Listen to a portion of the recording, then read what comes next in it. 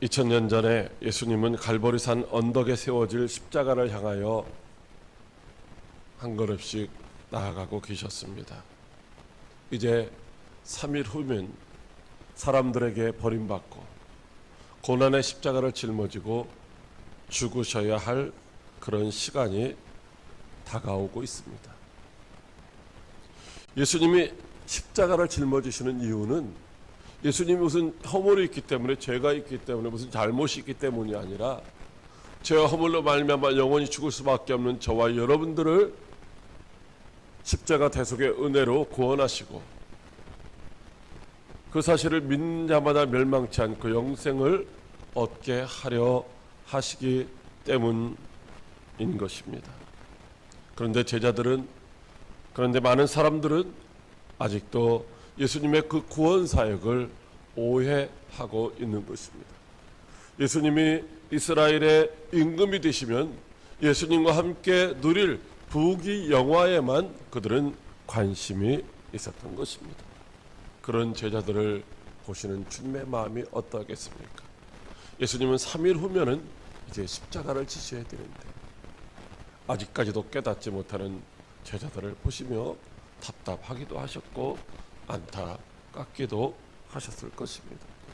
그때 제자 중에 한 사람이 예수님에게 이 성전의 돌들과 이 성전의 건물을 좀 보십시오. 이것이 어떻습니까? 라고 묻고 있는 것입니다. 당시에 그 제자가 가리키는 그 헤롯 성전은 어떤 성전이었느냐? 예수님이 오시기, 이 땅에 태어나시기 한 20년 전쯤부터 건축되기 시작했던 성전입니다. 그래서 이미 겉모양은 다 완성이 되어 있었고, 요한복음 2장에 보면은 예수님이 공생의 사역을 시작하실 때에 그 성전은 이미 46년째 건축되고 있었던 것이죠.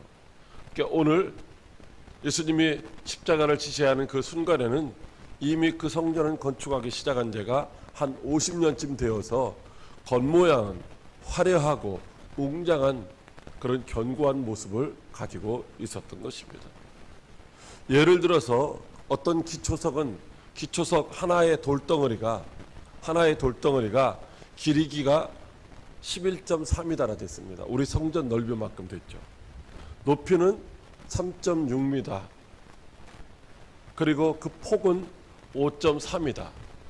그러니까 아주 상당히 큰 집채만한 돌덩이 하나가 기초석으로 이렇게 놓여지는 그런 상황이었습니다.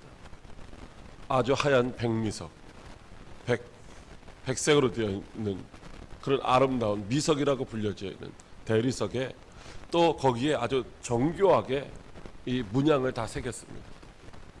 오늘날도 가서 보면 2000년의 역사가 흘렀지만은 거기 떨어져 있었던 돌들에 보면은 그런 무늬들이 지금도 여전히 남아 있다고 하는 것이죠.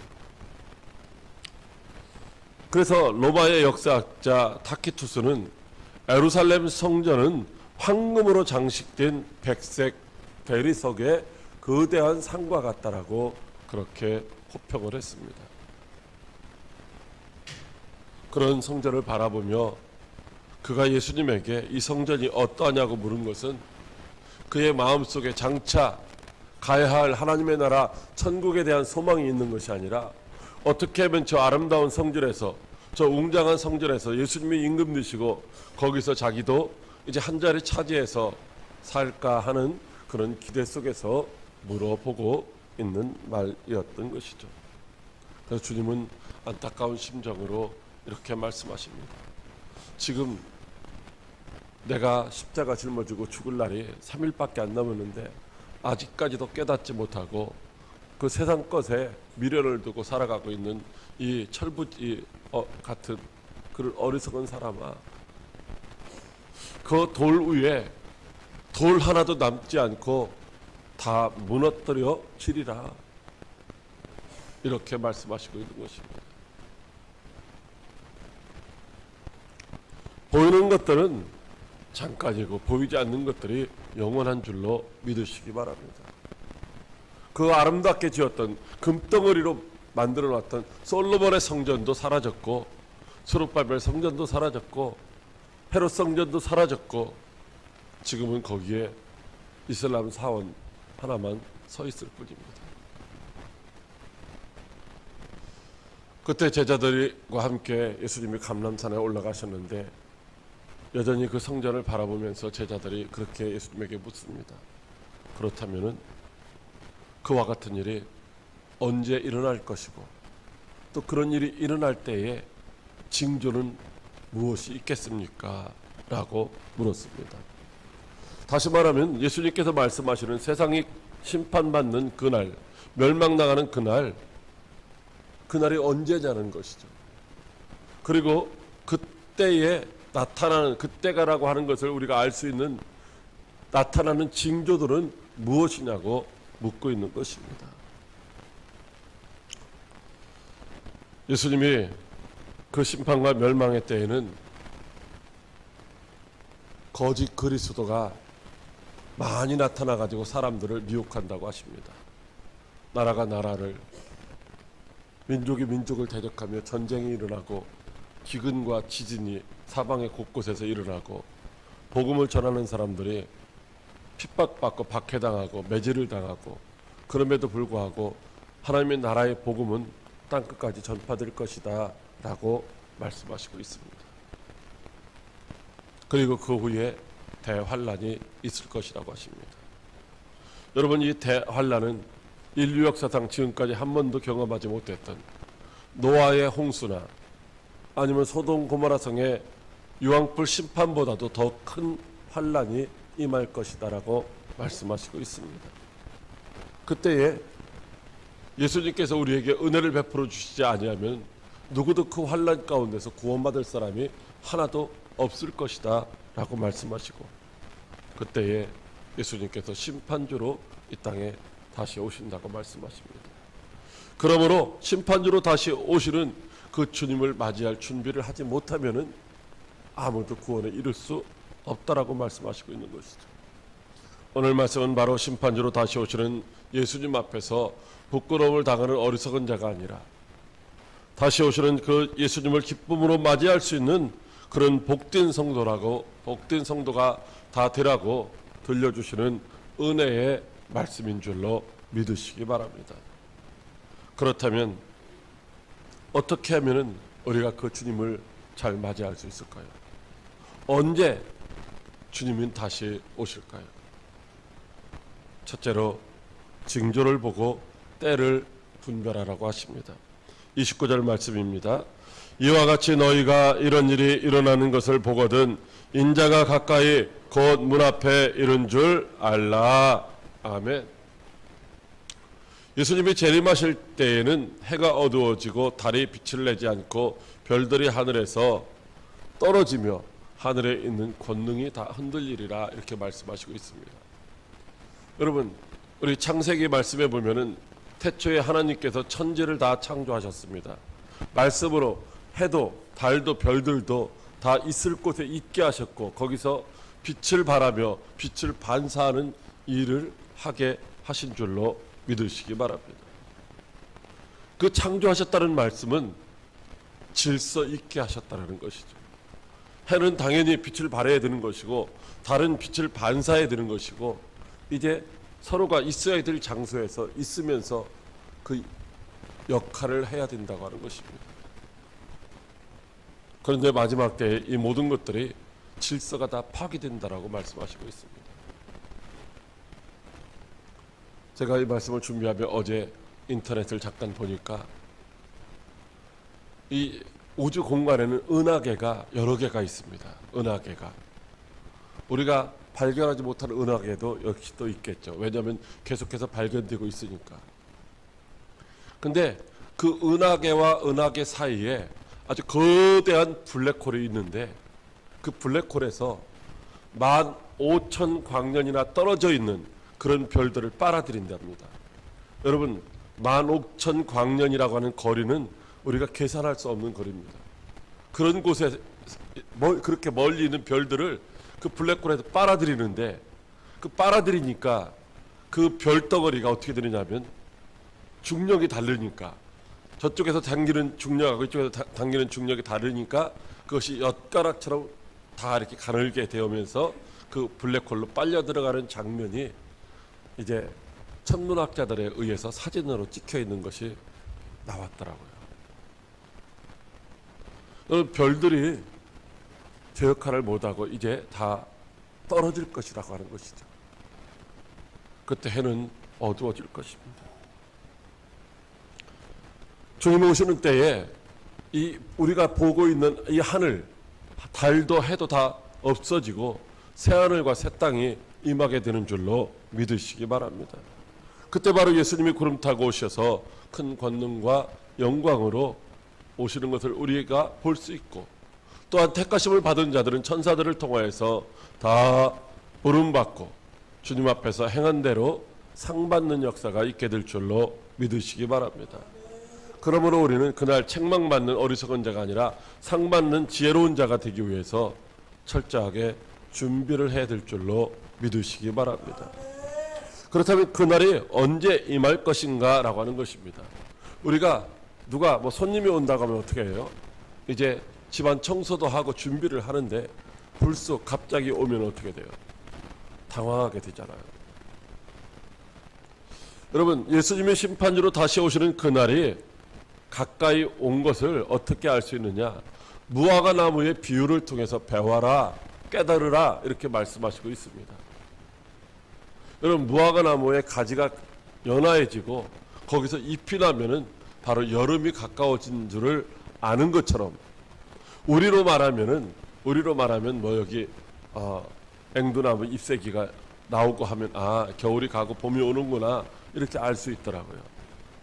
그것처럼 이제 이 세상에서 일어나고 있는 이런 징조들을 보고서 주님이 오실 날이 가까운 줄을 알라 이렇게 말씀하시고 있습니다.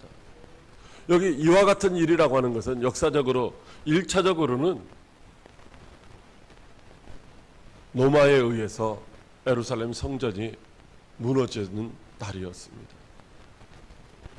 여러분, 예루살렘 이 성전은, 헤롯 성전은 그들이 이 돌들이 이 성전이 어떻습니까? 라고 자랑하던 그 성전이 완공된 지 7년 후인 80년 동안 건축되었던 그 성전이 완공되고 7년 후에 돌 위에 돌 하나도 남지 않고 다 무너져 내린 줄로 믿으시기 바랍니다.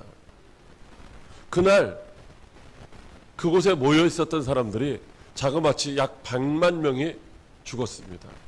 예루살렘에는 원래 사람이 그렇게 많지 않지만은 6월절 절기 때에는 세계 각지에서 모여들기 때문에 100만 명이 죽었고, 그때 나라를 완전히 잊어버리고 1900년 동안 나라 없이 떠돌이 생활을 했던 것입니다. 2차적으로는 거짓 그리스도가 나타나서 사람들을 미혹하고 전쟁과 지진과 기근이 있으며 복음을 전하는 사람들이 핍박을 받게 되고, 그럼에도 불구하고 복음은 땅끝까지 전파되리라고 말씀하시고 있습니다. 사랑하는 성도 여러분, 오늘 그 2차적인 징조가 우리 가운데 분명히 나타나고 있는 줄로 믿으시기 바랍니다. 우리 주변에 얼마나 가짜 그리스도, 자칭 그리스도라고 하는 사람들이 많이 나타나고 있습니까? 신천지를 비롯해서 많은 이단들이 스스로 자신이 그리스도라고 그렇게 외치고 있습니다. 우리나라에도 약 30명 정도의 자칭 그리스도가 지금 있다고 하는 것이죠. 세계 곳곳에 전쟁의 위험이 도사리고 있습니다. 우리가 지금 남북이 뭐 평화 모두가 조성되고 있지만은 그러나 안심할 수 없는 상황이라고 하는 것입니다. 여러분, 세계적으로 지금 어떤 전쟁이 일어나고 있느냐? 무역 전쟁이 일어나고 있습니다. 식량 전쟁, 물 전쟁, 이런 자원 전쟁이 일어나고 있는 것이죠. 세계 곳곳에 지진과 기근이 계속 일어나고 있습니다. 뿐만 아니라 동성애나 동성결혼 등 하나님이 싫어하시는 이런 악한 것들이, 즉 불법이 세계 곳곳에 난무하고 있다고 하는 것입니다. 여러분, 이런 징조를 볼 때 지금이 바로 주님이 오실 때인 줄로 믿으시기 바랍니다. 지금 바로 우리가 다시 오시는 주님을 맞이할 준비를 잘 해야 될 때인 줄로 믿으시기 바랍니다. 사랑하는 광역교회 성도 여러분, 하나님은 우리에게 징조를 보고 주님이 오실 때를 알 수 있는 그런 은혜를 주신 줄로 믿으시기 바랍니다. 그러므로 지금이 심판하시는 주님이 다시 오실 때가 가까웠다고 하는 사실을 우리가 징조를 보고 아는 지혜가 있어야 할 줄로 믿으시기 바랍니다. 지금은 이 땅에서 우리가 무엇을 먹고 마시고 입을까 염려하며 근심하며 이제 살아갈 때가 아니라 다시 오실 주님을 맞이할 준비를 잘 해야 될 때인 줄로 믿으시기 바랍니다. 우리 앞에 나타나는 이 현상들을 보고 시대를 분별하여 심판지로 오시는 주님 앞에서 잘했다 칭찬받을 수 있도록 철저하게 준비하는 저와 여러분들이 다 되시기를 주님의 이름으로 축복합니다. 둘째로 주님을 맞이할 준비를 하라고 하십니다. 34절 말씀입니다. 가령 사람이 집을 떠나 타국으로 갈 때에 그 종들에게 권한을 주어 각각 사물을 맡기며 문지기에게 깨어 있으라 명함과 같으니. 아멘. 집주인이 타국에 갈 때에 그 집에 머물고 있는 종들에게 각각 사물을 맡깁니다. 사물을 맡기는데 사무만 맡기는 게 아니라 그 사물을 할 수 있는 권한, 즉 능력까지도 같이 맡겼다고 말씀하시고 있습니다. 그것으로 끝나는 것이 아니라 그 주인이 언젠가 다시 돌아오게 되면은 주인들과 계산을 한다는 것입니다. 맡겨진 일을 얼마나 잘했는지.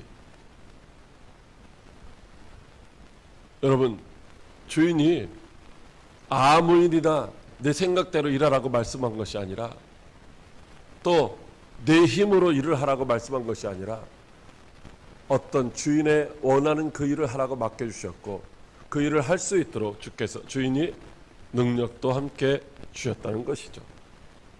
그러므로 오늘 우리는 우리가 원하는 일을 하는 것이 아니라 주님이 맡겨주신 일을 해야 되는 것입니다.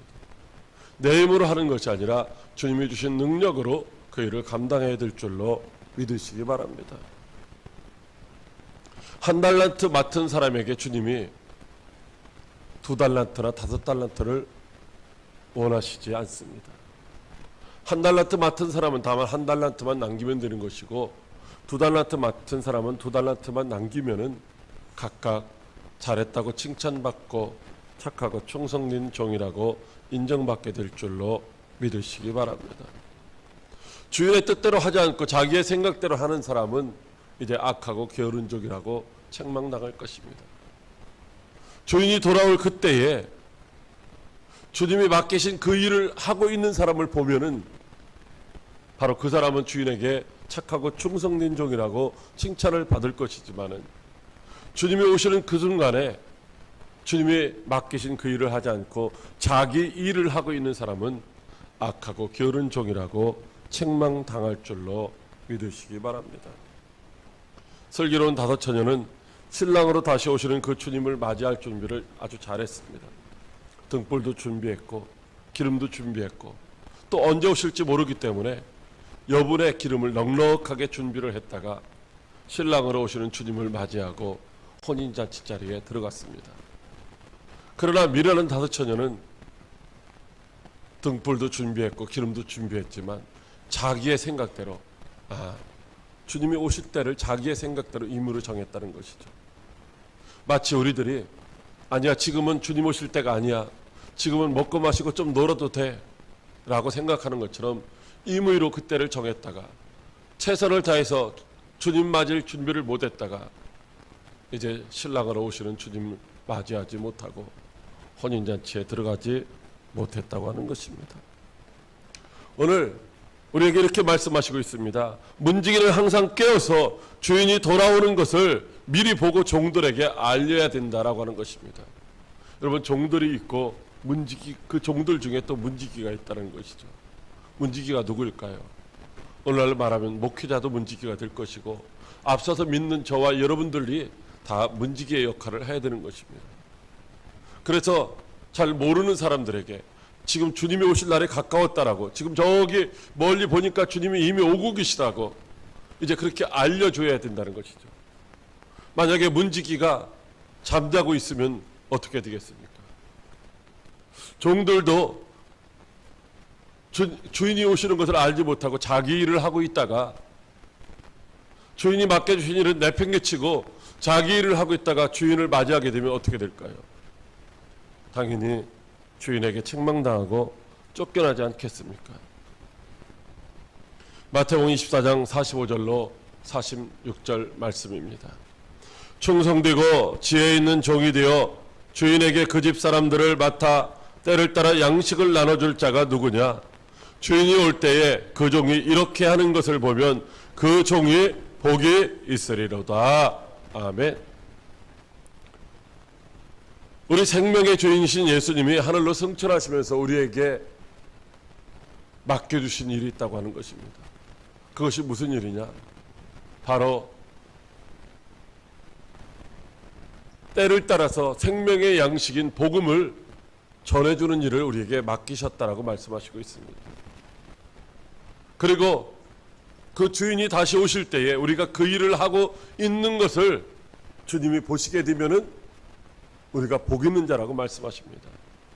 그러나 그 순간에 우리가 내가 할 만큼 했어, 아니면 다음에 해야지 하고서 주님이 맡겨주신 일을 하지 않고 자기 일을 하고 있는 자는 복 있는 자가 아니라 책망받고 멸망당할 수밖에 없는 줄로 믿으시기 바랍니다. 여러분, 우리는 주님이 다시 오시는 그 순간에도 우리 일을 하고 있는 것이 아니라 주인이 맡겨주신 그 일을 하고 있어야 될 줄로 믿으시기 바랍니다. 왜냐하면 이 생명의 양식을 나눠주는 이 일은 주님이 오시는 그 순간까지 쉼없이 끊임없이 계속되어져야 할 일이기 때문인 줄로 믿으시기 바랍니다.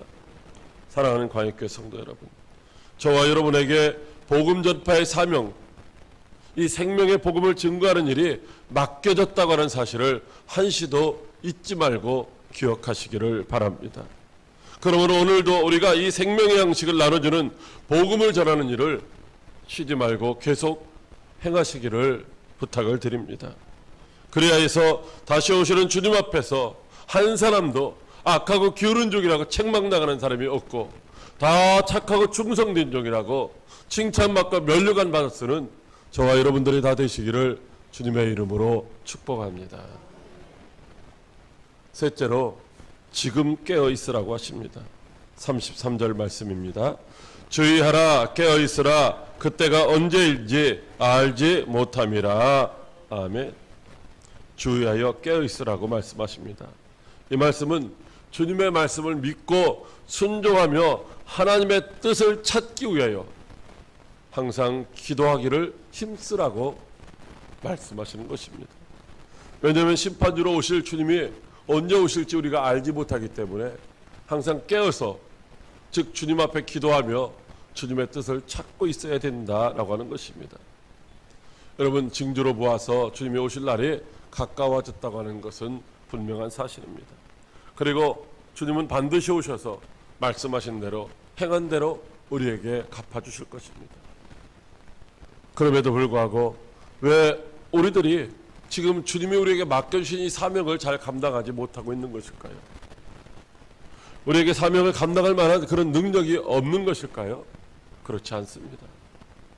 주님은 우리에게 감당할 수 있는 은혜를 주시고 성령의 능력도 함께 주신 줄로 믿으시기 바랍니다. 사모하는 자들에게 성령을 이제 더하여 주실 줄로 믿으시기 바랍니다. 오순절 마가의 다락방에서 사모하는 마음으로 기도하던 사람들에게 이제 불같은 성령이, 바람같은 성령이 임하셨던 것처럼 오늘도 주님이 주신 사명을 감당하기를 소망하는 자들에게 성령의 충만한 역사가 있게 될 줄로 믿으시기 바랍니다. 그렇다면 왜 우리가 오늘도 사명을 감당하지 못하고 있을까요?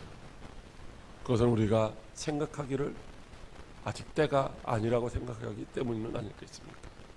아직 주님 오실 날이 좀 더 남았으니까 지금은 우선 당장 내일부터 해야 돼 라고 생각하고 있지는 않습니까? 설마 이만큼 했으면 됐지, 이 정도 했으면 됐지 라고 방심하고 있지는 않습니까? 그러나 주님 말씀하신 모든 일은 반드시 속히 이루어질 줄로 믿으시기 바랍니다. 천지가 다 없어진다 할지라도 주님이 하신 말씀은 반드시 하나도 없어지지 않고 그대로 다 이루어지는 줄로 믿으시기 바랍니다. 아직 주님이 다시 오실 때가 되지 않았다라고 방심하지 마시기 바랍니다. 그날과 그때는 아무도 모른다고 하십니다. 하늘에 있는 천사도 모르고 아들도 모르고 오직 아버지만 하신다고 말씀하시고 있습니다. 여러분, 아들과 아버지는 한 하나님이십니다. 그런데 왜 아들도 모르고 천사도 모른다고 했을까요? 오늘날 자칭 그리스도라고 하는 사람들, 그런 사람들이 하는 말은 사실이 아니라는 것입니다. 그날이 오늘일는지 내일일는지 우리는 아무도 알 수 없습니다. 주님이 오시지 않으면 우리가 주님 앞에 설 수 있다고 하는 것이죠. 중요한 것은 그 순간이 점점 가까이 다가오고 있고 그 순간에 우리는 분명히 깨어서 주님이 주신 사명을 감당하고 있어야 한다는 사실입니다. 사랑하는 광역교회 성도 여러분, 지금 우리는 세상의 소리에 귀를 기울여서는 안 되는 것입니다. 왜냐하면 세상의 소리에 귀를 기울이면 주님의 음성을 들을 수가 없기 때문입니다. 세상 것에 이제 우리가 시선을 고정시켜서는 안 되는 것입니다. 왜냐하면 하나님의 때를 분별할 수 없기 때문입니다. 오직 모든 지혜의 참 근원 되시는 하나님의 말씀에 귀를 기울이고 하나님의 행하시는 일들을 바라보면서 때를 분별할 수 있는 지혜로운 성도가 되시기를 바랍니다. 기도의 힘쓰므로 악한 자에게 미혹되어서 넘어지는 자가 되지 않으시기를 바랍니다. 베드로전서 4장 7절 말씀에 만물의 마지막이 가까이 왔으니 너희는 정신을 차리고 근신하여 기도하라고 하십니다. 디모데후서 4장 2절에도 너는 말씀을 전파하라, 때를 얻든지 못 얻든지 항상 힘쓰라고 말씀하시고 있습니다. 하나님의 말씀은 반드시 그대로 이루어지는 줄로 믿으시기 바랍니다. 때를 분별하고 지혜롭게 주님을 맞이할 준비를 행하시기를 바랍니다. 하나님의 말씀에 믿음으로 민감하게 반응하는 여러분들이 되시기를 바랍니다. 예수님의 심판주로 다시 오시는 그때가 오늘일는지 내일일는지 우리는 알 수 없습니다. 그러나 분명한 것은 그때가 이미 가까이 왔다는 것입니다. 주님이 오시는 그날 그 순간까지 맡겨진 생명의 양식을 나눠주는 이 전도자의 사명을 잘 수행하다가 주님 앞에서 착하고 충성된 종이라고 칭찬받고 면류관 받아 쓰는 저와 여러분들이 다 되시기를 주님의 이름으로 축복합니다. 기도하겠습니다.